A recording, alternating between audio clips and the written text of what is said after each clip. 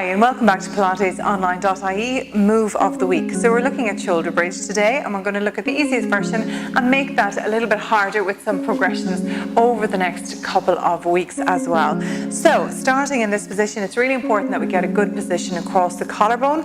We want the chest to be dropping, the ribs to be dropping, and we want the tailbone to be pushed up. So we want the pressure to be on the lower back. With the pressure on the lower back, we've got this lovely line across the front of the body up towards where the wall meets the ceiling. We want the abdominal wall drawn in. Connect front to back between the legs in that connect of gently stopping yourself going to the toilet. The heel drops back slightly, a little bit, in under both knees, a little bit more, and the knees are hip width apart. If you have anything like one of these balls, they're soft and they're small. You could use a children's play ball. You could use that in between the thighs and give that a good squeeze there as well, Paul. Okay, so it's ideal for working the inner thigh, which in turn helps to activate the pelvic floor a little bit more and really helps with the core control. So pressing the back to the floor, draw the abdomen in, lift the tailbone, and imagine that we're just lifting one vertebrae at a time. So the easiest version of this is that Paula has her hands down on the floor. Well, we could progress it to hands up, which we'll do in a second, but let's just go through the full range of movement.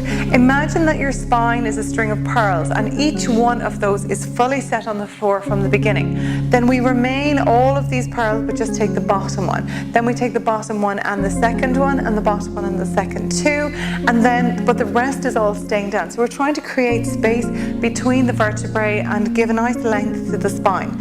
Once we get to the top, it's not about just popping the hips up as high as you can. This is really about keeping your tail still underneath you and pubic bone leading. Keep squeezing on the pelvic, on the ball to engage pelvic floor, inner thighs and pelvic girdle as well. The rib cage and the chest, we want them to set right down into our body. We don't want them to be away from us all the time.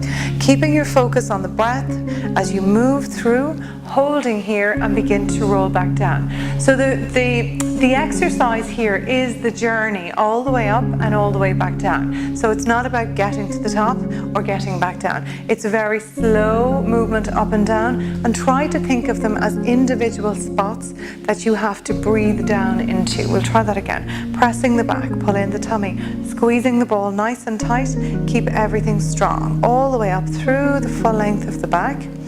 Up through, now sink the ribs, sink the chest, pull in the tummy, hold there, and maybe float the hands up as well. Fingertips to the ceiling. You could go fingertips to the floor behind you. And now start your roll back down. Give it a good squeeze, all the way. Now slow from the top, through the middle, through the lower, into the pelvis, the bum, and the hands back down by your sides. This is a superb exercise to get you back into exercise if you've recently had a baby.